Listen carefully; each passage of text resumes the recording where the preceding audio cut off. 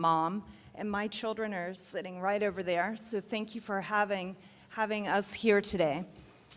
Mr. President, you are right, and I hope you will trust your instincts. America is not meant to be shut down, and we have to reopen schools this fall. I've been in touch with almost 1,000 doctors from around the country. I helped Dr. Simone Gold spearhead a letter to you signed by 800 physicians and surgeons who talked about the side effects of the lockdowns. I've done a second letter with over 150 doctors, 240 nurses, 330 educators, 70 national groups, and thousands of parents and concerned Americans who want to see schools reopened. Reopening schools is going to stabilize our society. I think it's the number one most important thing we can do to stabilize our society from top to bottom. Whether it is in a local community, just reestablishing calendars, which churches, nonprofit groups, traffic patterns, people who don't have children care about the calendar for schools. Kindergartners and elementary school students simply cannot learn looking at a Zoom screen. If they could, we wouldn't need schools in the first place. We could just plop them in front of a television.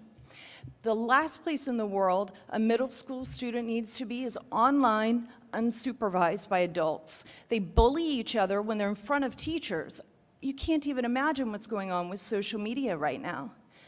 Young adults and high school students are losing hope and optimism for the future. And in February, they had so much. And now we turn on the television and we can see the destruction that lack of hope and optimism is causing. Employers have to rebuild their companies. They need employees at 110% to be able to do that. We did everything we could to flatten this curve, and we have to roll up our sleeves now and rebuild our companies. But we can't do that when employees are dividing their time between taking care of their children indefinitely for who knows how long and trying to get their job done. I have one employee who has 5 children. His wife is a dental hygienist.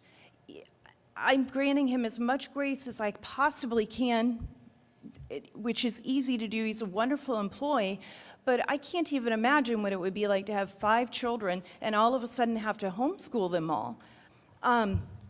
And it's not even homeschooling, it's helping them with digital learning. Homeschool parents have asked that we're careful about not conflating the two. For me, I'm a single mom now. In 2007, 8, and 9, I went through financial crisis. My then husband's business failed. We lost our house, we lost our cars, we lost everything. I cleaned houses to help make ends meet. I've done everything possible to rebuild. I know what those families who are now unemployed are facing. Trying to divide their time between taking care of their children, not knowing if their children are going to be educated, and figuring out what they're going to do with their life is the hardest. It's incredibly difficult. And for people who think, oh, we can just work at home, or you're an essential employee, it sends the wrong message. Every single person in this country is essential. We are the United States of America. Every one of us is essential. Every one of us is important. And not every single family can afford a computer so that their children can be online at the same time, or Wi-Fi, as Kellyanne was just talking about, to be able to do Zoom all at the same time. So families are suffering, and the education is suffering as well. And as a single mom, this situation is ripping me in two.